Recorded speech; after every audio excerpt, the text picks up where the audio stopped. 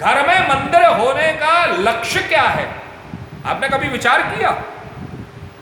ईशान कोण में रखा जाता है, उत्तर और पूर्व के बीच में। वह ईशान कोण में जो मंदिर रखा जाता है वह सिर्फ इस भाव से रखा जाता है कि ईशान कोण से आने वाली जो नकारात्मक ऊर्जा है वह नकारात्मक ऊर्जा सकारात्मक ऊर्जा में परिवर्तित हो। क्योंकि हमारे यहां हर दिशा से आने वाली हर ऊर्जा का भाव अलग अलग है,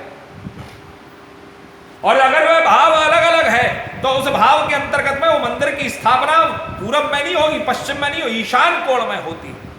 और ईशान कोण से अर्थात उस दिशा से आने वाली जो नकारात्मक ऊर्जा है वह मंदिर से टकरा करके सकारात्मक ऊर्जा में परिवर्तित हो। वह कोण, उत्तर और पूरब के बीच का कोण हमारा सकारात्मक में हो जाए। मंदिर की स्थापना करने का कारण बड़ा सुंदर है कि हमारे परिवार में, हमारे घर में शुद्धता का वातावरण बना रहे, हमारा घर पवित्र रहे, शुद्ध रहे। हमारे घर में कभी प्याज लहसुन इत्यादि का प्रयोग ना हो। मीट और मांस की, मदिरा की तो बात ही छोड़ दीजिए। हमारे घर में पवित्रता का वातावरण रहे।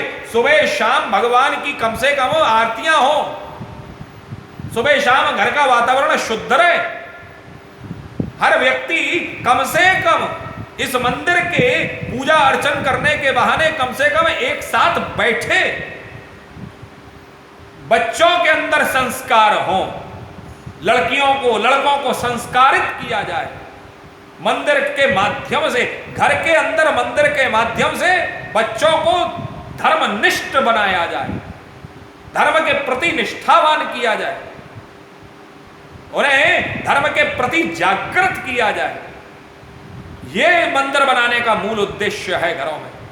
लेकिन आज के समय में शायद हम और आप लोग इन उद्देश्यों से भटक गए, और यही कारण है कि घर में मंदिर होने के बाद में भी घर का वातावरण आनंदमय नहीं होता, सुखमय नहीं होता, शांति में नहीं होता, अशांतमय होता।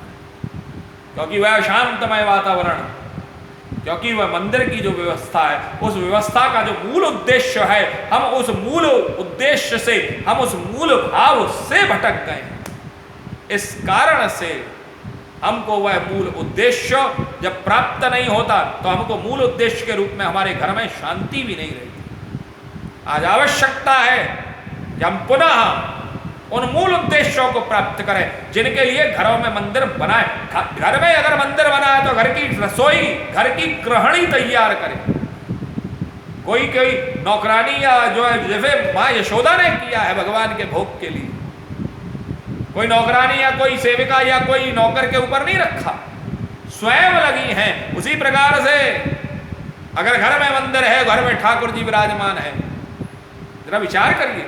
तो आप लोगों को चाहिए कि आप स्वयं रसोई में लगें, स्वयं रसोई का वातावरण। जब रसोई शुद्ध होगी, जब अन्न शुद्ध होगा तो अन्न से मन का निर्माण होता है। अगर अन्न शुद्ध हुआ तो आपके घर के सभी सदस्यों का मन अपने आप शुद्ध हो जाएगा।